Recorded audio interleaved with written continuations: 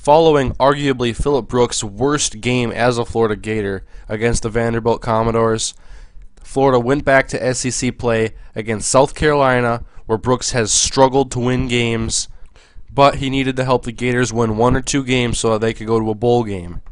Coming into the season, Brooks had high expectations, and the Gators looked like they were primed for a big run this year. But after struggling in SEC games and going 3-3 in their first 6 games, and now many people are questioning Phillip Brooks and whether he is the right starting quarterback for this team and if he can bring the Florida Gators back to the top of the SEC conference. With only 3 games left in the regular season, Brooks and the Gators need to get at least 1 or 2 more wins if they're to see a postseason bowl game.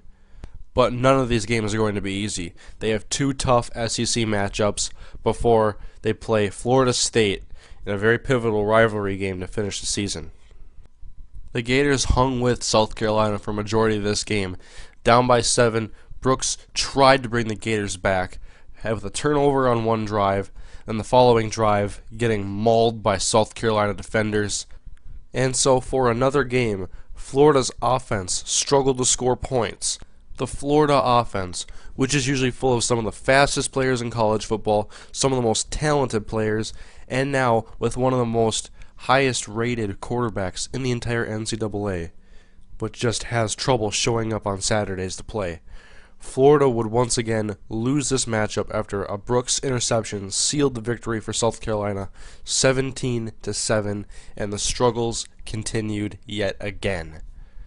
The Auburn Tigers were next on the schedule, the last SEC game of the season for Florida.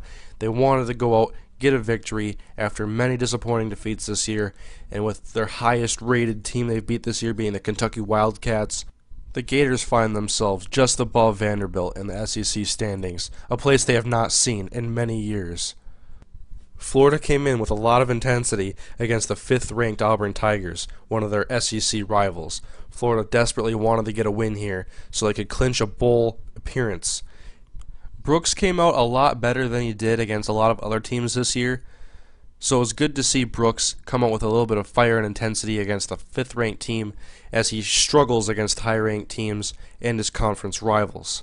Florida came out to a 7-0 lead, but Auburn quickly tied it up, and then they found themselves deadlocked at 14-14 midway through the third quarter, with Florida looking to take the lead.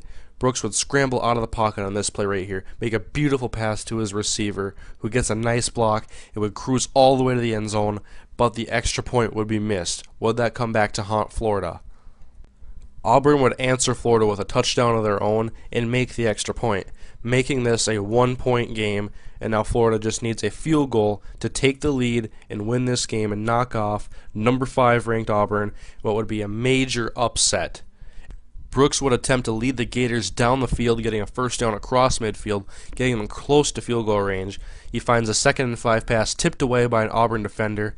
On 3rd and 5, tries to find an open receiver, but his receiver just didn't see the pass that was thrown to him, so they have to go for it on 4th down. In a very pivotal moment in the game, the ball is knocked away from the receiver. Auburn would hang on, punch out the clock, and they would win this ball game by 1 point, a heartbreaker for Florida fans. Lost by an extra point, but no excuses. They could not answer back with a field goal, so that would bring it to the last game of the season, the 5-6 Florida Gators against rival Florida State University. If Florida didn't win this game, they would have one of their first losing seasons in many years. But Florida State's defense came out hungry against the young quarterback. Florida State's defensive line won the battle in the trenches and was causing havoc all day for Brooks. Brooks would try to answer to Florida State's early lead, trying to lead him down the field. On 3rd and 6, Brooks tries to find his receiver, and a cornerback just steps in front of the pass. Another interception by Phillip Brooks. And the mistakes seem to get to Phillip Brooks as the rest of the day did not go well for the young quarterback. He set a career high in fumbles and had one of his most disgraceful performances as a Gator to conclude his sophomore season. Florida State would go on to win by a wide margin, but concluding the game, Phillip Brooks requested an interview so he could address his teammates and the Florida Gators organization. We have that audio and we want to share that with you right now. I would like to begin this by apologizing to the entire Florida Gators family To all my coaches, my teammates, the organization itself, and the fans, I am sorry for my words I said many weeks ago and for my actions this season. I was wrong to point fingers at my teammates when I myself was the main reason for our dismal performance this season. I have learned a lot this season, perhaps the biggest thing being that I cannot do this by myself. I need every guy in the locker room back there to help me. There's no way you can do this alone. I played this season very selfishly. I disrespected my teammates. I disrespected my coaches. And I'd like to apologize for all the fans that had to come out on Saturday and watch me play that way. I would also like to apologize to my family and, most importantly, my dad. He did not raise me to be this type of a man or this type of football player, and I promise not to let him down again. I also would like to promise that next year you will see a brand new Phillip Brooks.